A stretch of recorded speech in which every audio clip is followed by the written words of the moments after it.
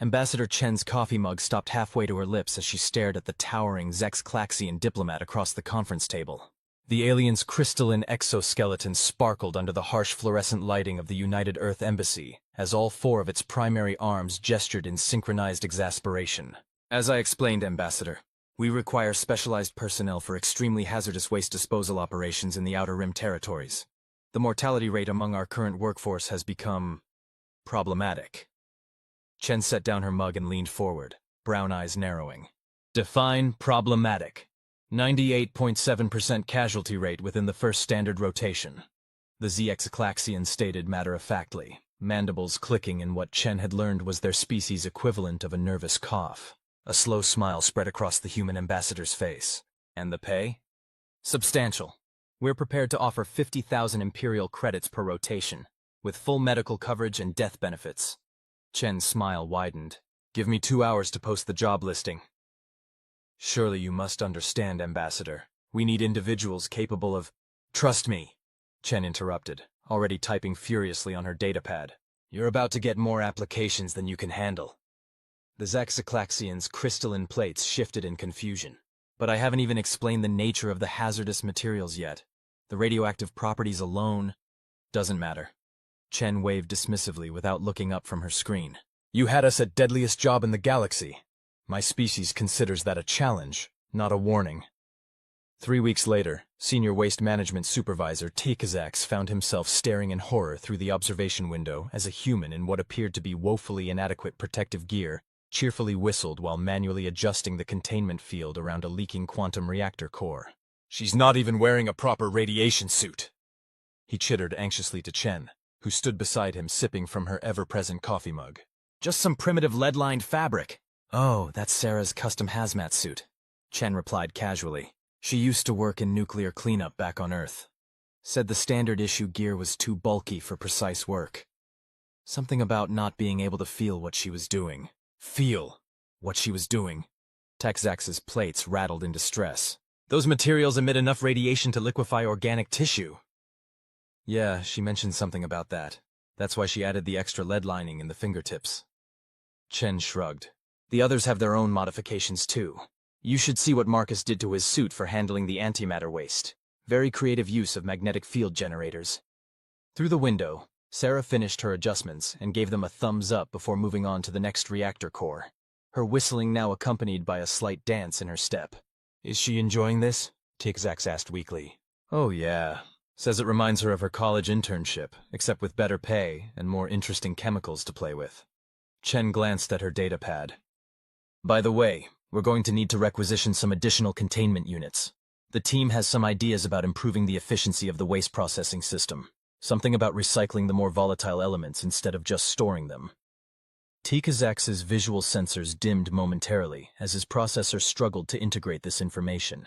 They want to experiment with the deadliest substances known to the Empire?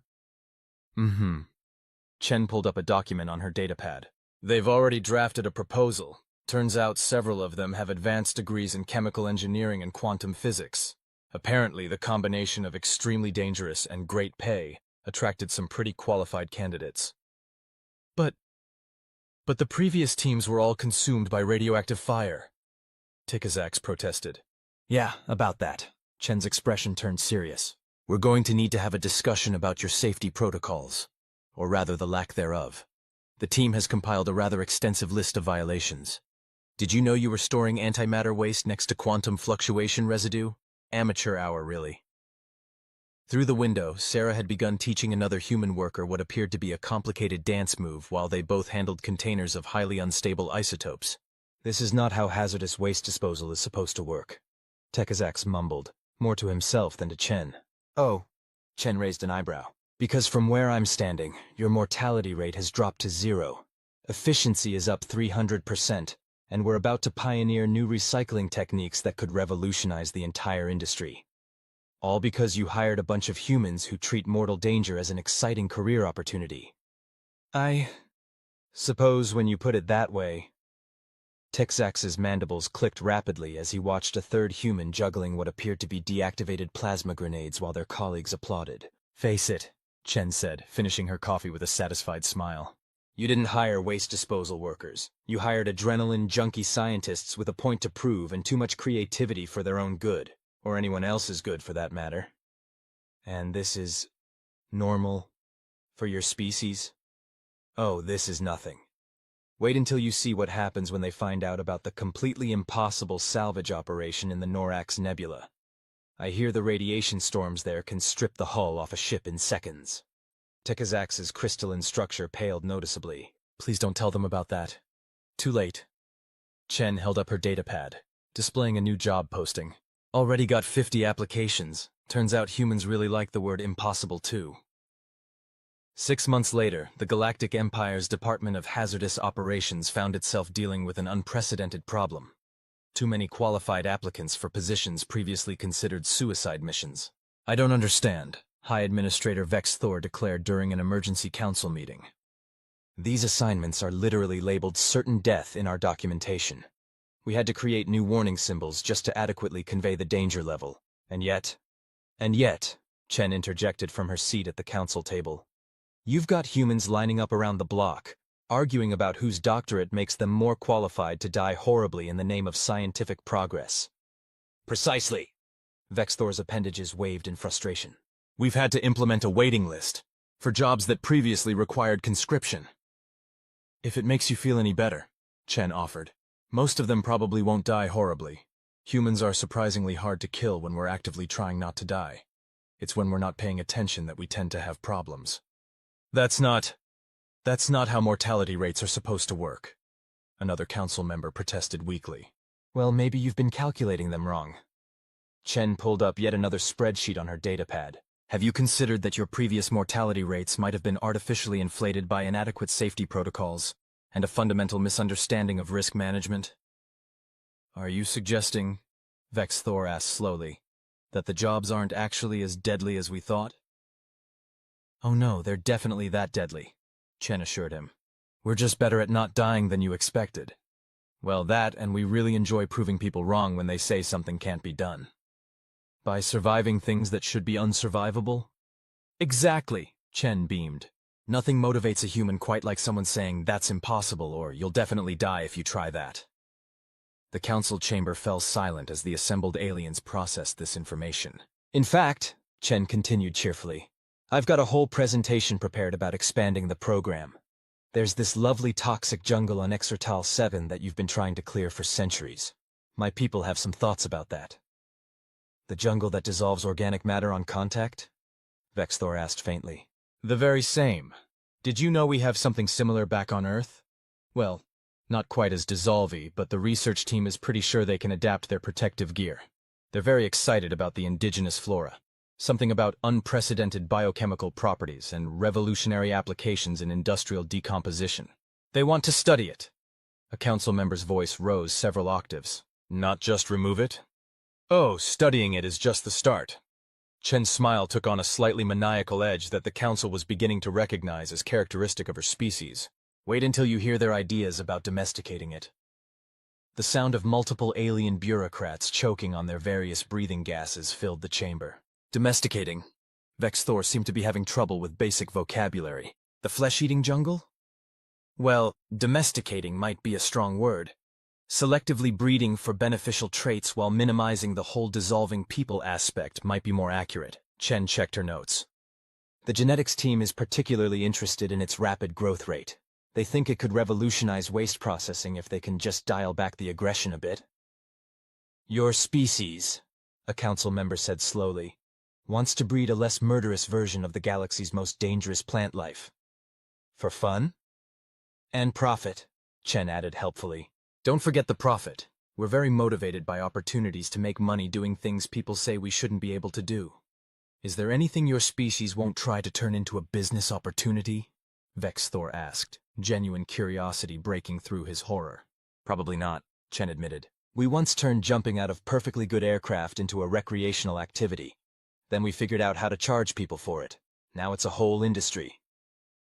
The council collectively decided not to ask for clarification on that particular point. Well, Vex Thor said finally, I suppose if they're willing to sign the liability waivers. Oh, don't worry about that, Chen assured him. We've got our own legal team handling the paperwork now. They're very efficient. Something about streamlining the process for future endeavors. Future endeavors? Did you know you have 17 different moons classified as absolutely no landing under any circumstances? Our survey team finds that fascinating. They've already started designing specialized landing gear. The emergency council meeting was adjourned shortly thereafter, officially due to administrative overwhelm, but actually because several members needed to lie down in their recuperation chambers. 1 year after the initial job posting, Ambassador Chen found herself back in her office, updating Earth's official report to the United Nations Committee on Extraterrestrial Employment Opportunities. In conclusion, she typed, humanity's unique approach to workplace hazards has revolutionized several key industries within the Galactic Empire. Our tendency to view certain death as an exciting challenge rather than a deterrent has led to unprecedented advances in hazardous material handling, xenobiology, and extreme environment operations. She paused, considering her next words carefully. Furthermore, our species' characteristic combination of scientific curiosity, disregard for self-preservation, and ability to monetize virtually any dangerous activity has created numerous new employment opportunities. The Empire's Department of Hazardous Operations now maintains a dedicated human resources division, both to manage the influx of human applicants and to prevent our workers from attempting unauthorized improvements to legally mandated safety protocols. Chen glanced through her office window, where she could see a team of humans in modified protective gear cheerfully attempting to teach a group of horrified alien supervisors something called extreme waist surfing. Response from the galactic community remains mixed, she continued typing, with reactions ranging from reluctant admiration to outright existential dread. Several species have formally requested that we stop referring to lethal working conditions as exciting career development opportunities. But these requests have been largely ignored by human personnel. A loud cheer from outside drew her attention back to the window, where the humans had apparently succeeded in convincing one of the braver alien supervisors to try their new sport. The supervisor's terrified screeching was largely drowned out by enthusiastic human applause. In light of these successes, Chen wrote, fighting back a smile, I recommend expanding our recruitment efforts to other impossible tasks within the Empire. Preliminary surveys indicate at least 300 additional job opportunities previously classified as certain death that could benefit from humanity's unique problem-solving approach. She attached a stack of applications already received for these theoretical positions, including several dozen for something called star kraken wrangling, that had been specifically labeled, "Do not inform humans of this possibility," in the Empire's classified documents. After all, she concluded, one species' certain death is another species' exciting business opportunity, and business, I'm happy to report, is booming.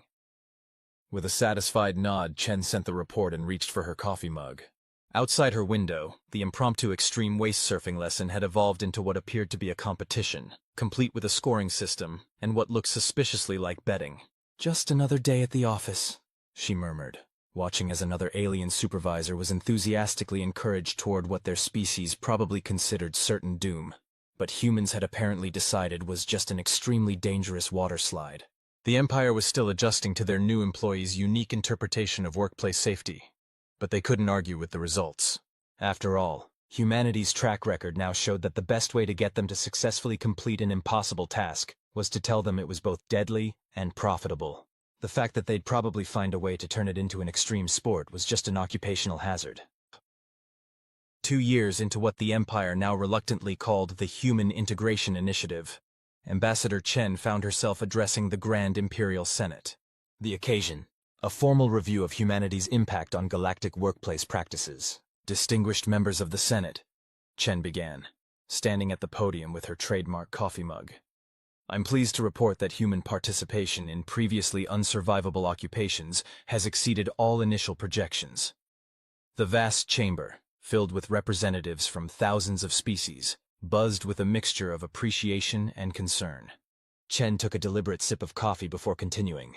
Our latest statistics show a 99.9% reduction in workplace fatalities across all extreme hazard positions, paired with a 500% increase in productivity. And yes, she added, noting several raised appendages, that does include the Star Kraken Wrangling Division. Immersion Senator, their bioluminescent tentacles pulsing with agitation, rose to speak. About that particular program, Ambassador, we've received reports that your people have begun organizing what they call rodeos. Ah, yes. Chen's smile widened. A fascinating cultural exchange initiative. It turns out that ancient human traditions of competitive livestock management translate surprisingly well to cosmic megafauna. The broadcast rights alone have generated enough revenue to fund our entire hazardous operations division for the next decade. They're riding the star krakens for entertainment? The Mercian's tentacles went completely dark in shock. Not just riding, Chen corrected cheerfully. There's also trick roping, team competition events, and something called freestyle choreography that I'm told is quite popular back on Earth. The gift shop merchandise has been particularly successful. The Senate chamber erupted in overlapping exclamations of disbelief, requiring several minutes and multiple gravitational pulses from the speaker's platform to restore order. Moving on, Chen continued once the chaos subsided. I'm excited to announce several new initiatives. Our success with the flesh-eating jungle on Exertal 7 has opened up opportunities in what we're calling extreme terraforming. It turns out that when you combine technically brilliant humans with a death wish and access to planet-scale environmental systems, remarkable things happen. She pulled up a holographic display showing before and after images of several previously uninhabitable worlds. The after images featured lush landscapes that somehow managed to look both beautiful and vaguely threatening. As you can see, we've successfully redesigned several lethal ecosystems into what we're calling controlled hazard recreational zones. Yes, they're still technically trying to kill you, but now they do it in predictable, monetizable ways. A quantum mind collective representative pulsed with confusion. You made the death worlds into tourist attractions? Premium tourist attractions, Chen corrected. Do you know how much people will pay for a chance to survive something that should be unsurvivable? The waiting list for our Extreme Ecosystem Experience package is already 3 years long. The Senate's collective consciousness struggled to process this information while Chen pulled up another set of statistics. Furthermore, our research teams have identified numerous commercial applications for previously unusable biological and chemical compounds. It turns out that when you tell a human scientist something is too dangerous to study, they hear undiscovered market opportunity. She gestured to a section of her report detailing various patents pending. We've developed new energy sources, manufacturing processes, and medical treatments, all derived from substances previously classified as instant death upon exposure. Proper safety protocols and a pathological need to prove impossibility wrong can work wonders. A representative from the Empire's insurance consortium raised a trembling appendage. About these safety protocols, our actuaries are having difficulty calculating premiums for activities that defy statistical analysis. Yes. Chen nodded sympathetically. We've found traditional risk assessment models don't quite capture the inverse relationship between danger levels and human self-preservation instincts. I've attached an appendix explaining our modified calculations, though I should warn you that several of your predecessor actuaries needed therapeutic intervention after reviewing the data. The insurance representative slowly lowered their appendage and began quietly whimpering. In conclusion, Chen said, addressing the shell-shocked Senate, humanity stands ready to expand our participation in galactic affairs. We've compiled a list of every supposedly impossible task, unsurvivable environment, and certain death scenario in Imperial records. Our people view this not as a warning document, but as a business plan. She paused for effect, taking another sip of coffee. We call it Project Hold My Beer. The Senate chamber fell into stunned silence, broken only by the sound of the insurance representative's continued whimpering and what might have been quiet sobbing from the Department of Risk Management's section. Oh, and one final note, Chen added brightly. We've begun implementing educational exchange programs. Several leading human universities have expressed interest in offering internships to young beings from across the Empire. Something about fostering interspecies innovation and challenging predetermined limitations of survivability. The Speaker of the Senate, displaying remarkable composure, managed to ask, "And how many applicants have you received for these educational opportunities?" "Well," Chen replied, checking her datapad. "After we mentioned that humans consider most of their academic pursuits theoretically impossible, and that our graduate students regularly survive on nothing but caffeine and spite." She looked up with a grin. "Let's just say we're going to need more universities." The Senate adjourned shortly thereafter, citing a need for collective meditation and possibly several stiff drinks. As Chen gathered her materials, she noticed a small group of younger aliens lingering near her podium, their expressions a mixture of terror and fascination. "Ambassador," one of them asked hesitantly. Is it true that humans have something called extreme sports, even on their homeworld, without any external threats? Oh, honey, Chen laughed. Wait until you hear about free solo climbing. Or maybe we should start you off with something simpler, like wingsuit base jumping. The young aliens huddled closer, equal parts horrified and intrigued, as Chen began explaining humanity's long tradition of turning perfectly avoidable danger into recreational activities. Somewhere in the Empire's vast bureaucracy, a new file was being created, labeled Human Influence on Galactic Youth, a growing concern. It would eventually be filed next to unprecedented economic growth in death-adjacent industries, and proposed guidelines for distinguishing between human innovation and collective death wish. Both files would be extensively referenced in the years to come, though the Empire never quite managed to determine which one was cause and which was effect. 3 years into what was now officially termed the Great Human Disruption, the Empire found itself dealing with an unexpected cultural phenomenon, the rise of human-inspired extreme career counseling. Ambassador Chen sat in her office, reviewing the latest reports from across the galaxy while trying not to laugh out loud at some of the more colorful incidents. Her datapad continuously updated with new entries from what the Empire's bureaucrats had labeled the list of concerning human-adjacent developments. A knock at her door preceded the entrance of Dr. Krathos, the newly appointed director of xenocultural integration. The crystalline being's usual shimmer was notably dulled, suggesting either extreme stress or recent exposure to human enthusiasm. Possibly both. Chen looked up, managing to keep her expression professionally neutral despite the twinkle in her eyes. Is this about the joint thesis project between MIT and the Zentorian Institute of Theoretical Physics? They're trying to recreate the Big Bang in a controlled laboratory environment. Kavax's crystalline structure vibrated with distress. In the undergraduate section? Well, yes, Chen nodded. It's an introductory course on practical quantum mechanics. I believe they're calling it Physics 101, Hands-on Universe Creation for Beginners. Introductory? Kavax's voice rose several octaves. Creating universes is an introductory course? Oh, don't worry, Chen waved dismissively. They're only making tiny ones, though I hear the graduate students are working on something more ambitious for their dissertation projects. Kavax began to emit a high-pitched keening sound that Chen had learned was the crystalline equivalent of hysterical laughter. She waited patiently for it to subside. But that's not even the worst part, Kavax continued once they had regained some composure. Have you seen what's happening in the biology department? Ah, you mean the practical applications of previously theoretical evolutionary pathways project? Chen's smile widened. I heard they successfully spliced genes from the flesh-eating jungle with earth cacti. The resulting hybrid is quite beautiful, in a terrifying sort of way. They're calling it party poison, Kavax said weakly.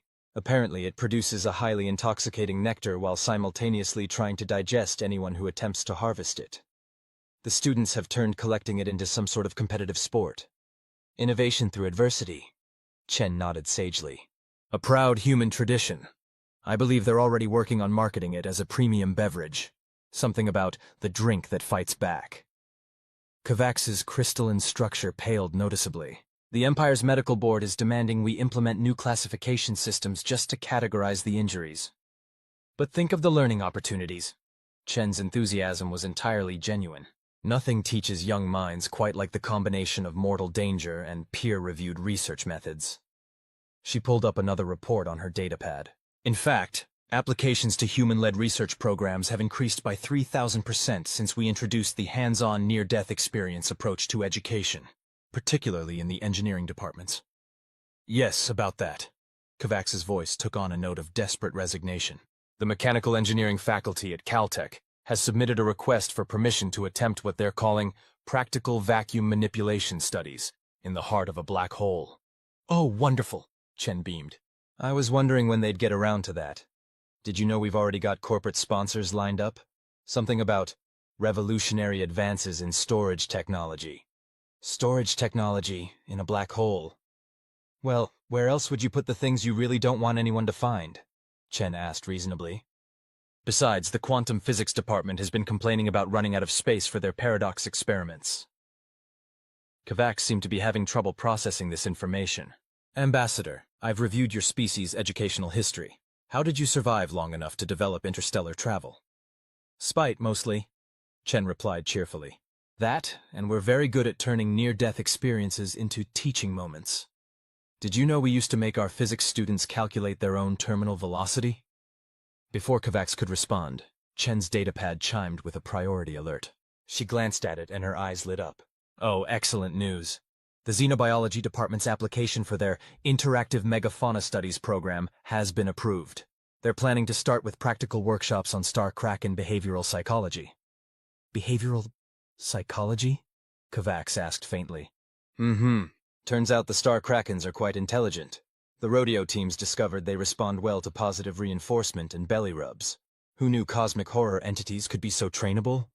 Trainable, Kovacs repeated, their crystalline structure taking on a slightly hysterical rainbow pattern. You're giving positive reinforcement training to beings that eat solar systems. Well, everyone needs a friend, Chen said reasonably. Besides, the preliminary research suggests they might make excellent long-distance cargo transporters once properly socialized. Very efficient metabolic processes. She pulled up another document. Which reminds me, the logistics department has submitted a proposal for what they're calling extreme supply chain management. How do you feel about using quantum-entangled singularities for just-in-time delivery systems? Kovacs made a sound that might have been a whimper. I'll take that as enthusiastic approval, Chen decided, making a note on her datapad. Oh, and while you're here, the chemistry department wants to know if they can borrow some of that supposedly universe-ending substance from the Empire's forbidden archives. Something about practical demonstrations in molecular restructuring. That substance is classified as an extinction-level threat to all reality, Kovacs protested. Yes, that's why they're so excited about it. The graduate students are already arguing over who gets to name the new elements they're planning to create. Chen paused thoughtfully. Though we might want to implement some basic safety protocols this time. The last experiment got a bit enthusiastic. Define enthusiastic, Kovacs said with the tone of someone who knew they would regret asking. Let's just say we now know that it's possible to accidentally create a temporary pocket dimension through sheer force of scientific curiosity. Chen shrugged. The students got extra credit for detailed documentation of the experience. Kovacs's crystalline structure began to emit a low, humming sound that Chen recognized as the precursor to a full bureaucratic breakdown. She quickly pulled out a small device from her desk drawer.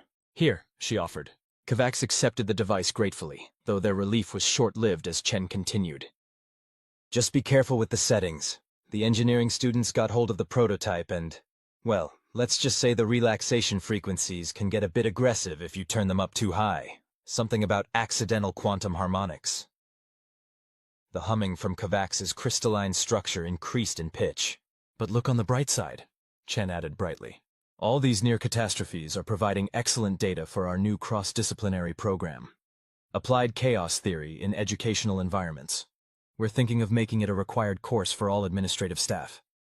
Kovacs's only response was to clutch the stress relief module tighter, while their crystalline structure cycled through what appeared to be the entire visible spectrum.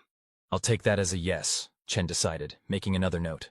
Now about that proposal from the physical education department regarding extreme sports in variable gravity environments. The meeting continued in this vein for several more hours, during which Kovacs learned more about human educational philosophies than any being should ever have to endure. By the end, the director of xenocultural integration had developed a new appreciation for why humans kept so many stress relief substances in their offices. They also made a mental note to update the Empire's official definition of education, to include a warning about human involvement. Something along the lines of, results may vary, side effects may include existential crisis, spontaneous universe creation, and an unhealthy attraction to activities labeled theoretically impossible. Somewhere in the vast expanse of space, a star kraken attending its first positive reinforcement training session accepted a treat from its human trainer and wondered if perhaps the universe wasn't quite as terrifying as it used to be. It was wrong, of course. The universe was far more terrifying now that humans were teaching other species how to properly analyze, categorize, and monetize its horrors. But at least the tenure track had gotten more interesting. 4 years into what galactic historians had begun calling the human paradigm shift, the Empire faced an unprecedented situation. The first graduating class of the Human Integrated Advanced Studies program was about to enter the workforce. Ambassador Chen stood at her office window, watching a group of mixed-species graduates practicing what appeared to be impromptu zero-gravity parkour between buildings. Their laughter, translated through various atmospheric filters and communication devices, carried a distinctly human-influenced note of challenge accepted. "They've done well," came a familiar voice from behind her. Chen turned to find Kovacs, who had somehow survived their tenure as director of xenocultural integration, though their crystalline structure now permanently displayed a slight iridescent shimmer that medical professionals had termed human exposure syndrome. "Better than well," Chen replied, gesturing to the stack of job offers flooding her datapad. "Every major research institution and corporate entity in the Empire is trying to recruit them. Apparently, the combination of human risk tolerance and alien perspectives creates remarkably effective problem solvers." "Is that what we're calling it now?" Kovacs asked dryly. "Not chaos incarnate with advanced degrees?" "That's the beauty of academic terminology," Chen smiled. "It's all in how you phrase it. Speaking of which, have you seen the latest research papers from the quantum engineering department?" Kovacs's crystalline structure flickered in what might have been a wince. "The ones about theoretical applications of parallel universe manipulation and waste management? Those would be the ones. Turns out our graduating class has some fascinating ideas about solving the Empire's storage problems by technically moving them sideways in reality." Chen paused thoughtfully, "though we might need to work on their definition of acceptable collateral dimensional displacement." Outside the window, one of the graduates had begun teaching others how to use their environmental suits' safety systems as impromptu jetpacks. The resulting display looked like a cross between a ballet and a demolition derby.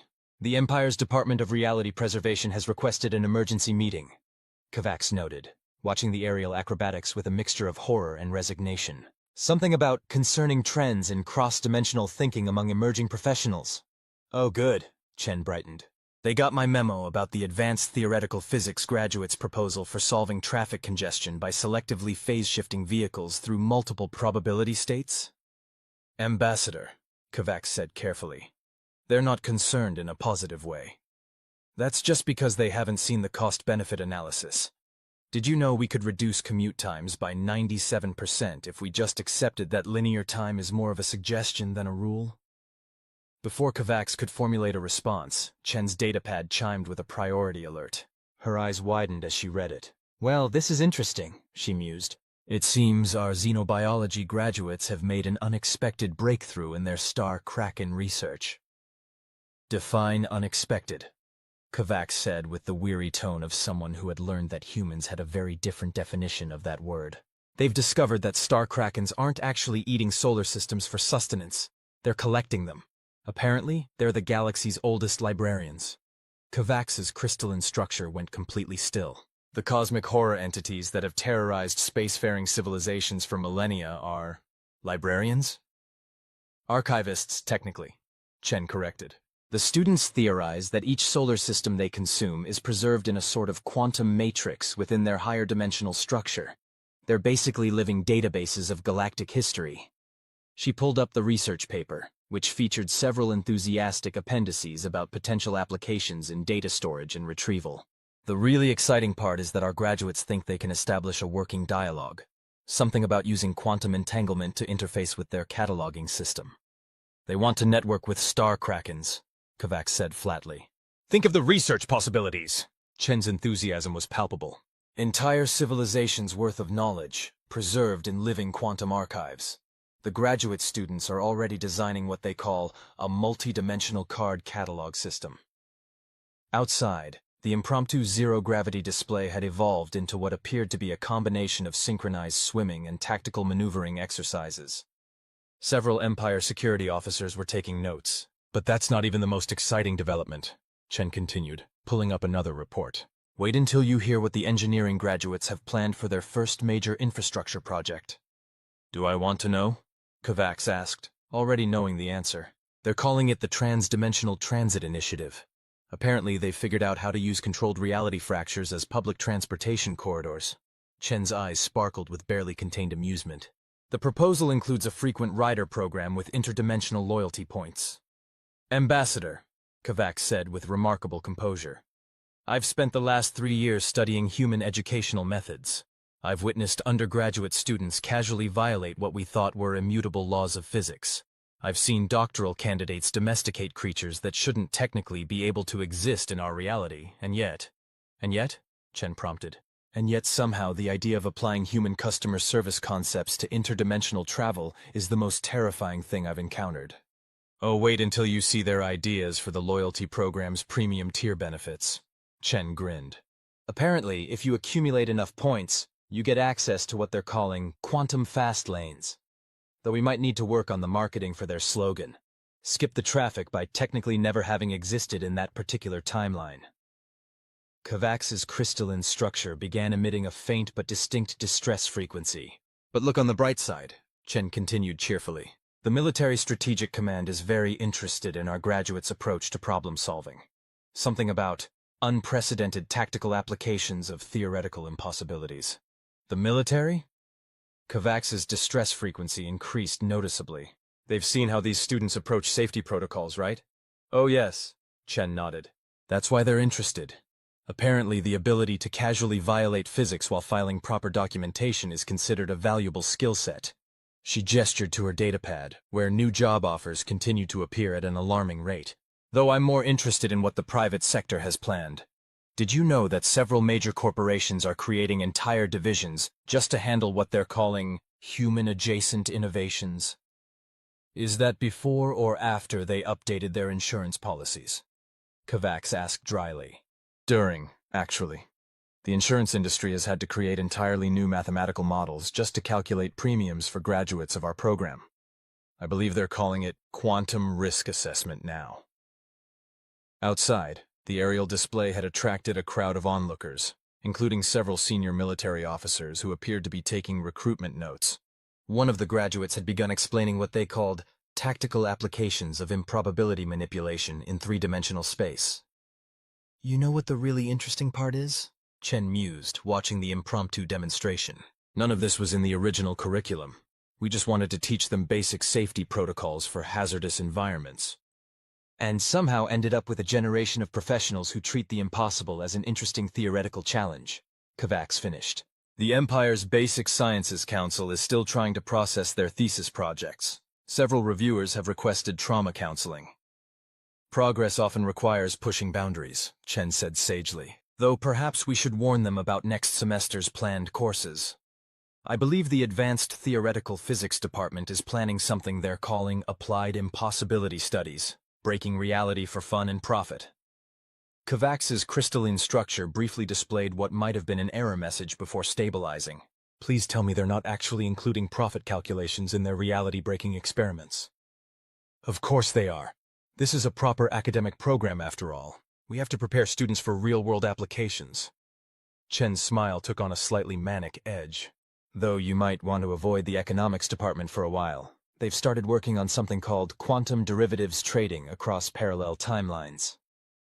As if on cue, a small explosion of improbability rippled through the air outside, briefly turning the local physics into what appeared to be interpretive dance.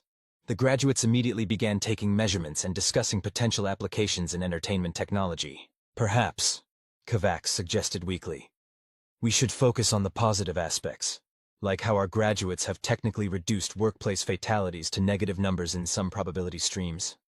Exactly, Chen beamed. Though we should probably address that small issue with temporal causality in the statistics department. Apparently, some of our graduates are being listed as having prevented accidents before they were born. And this doesn't concern you? Only from a paperwork perspective. The bureaucratic forms for retroactive existence validation are absolutely nightmarish. Somewhere in the vast bureaucracy of the Empire, a new department was being created. Temporal causal accountability in human-adjacent education outcomes. Its first task would be determining exactly how to calculate graduation rates when some students technically completed their degrees in multiple timelines simultaneously. The Empire's Department of Temporal Affairs promptly filed a complaint, only to discover that the graduates had already responded to it 3 weeks ago, complete with properly filed temporal paradox waiver forms. Education, it seemed, had evolved beyond mere impossible tasks and certain death. It had entered the realm of technically possible if you don't think too hard about the underlying physics and have really good insurance. The Empire would adapt. It always did, though perhaps with slightly more paperwork and a better understanding of why humans insisted on putting warning labels on everything. After all, as the graduating class had proven, anything was possible with enough education, determination, and a complete disregard for what reality thought it was supposed to be doing. The future of galactic civilization had never been so terrifyingly well documented. The end until reality catches up.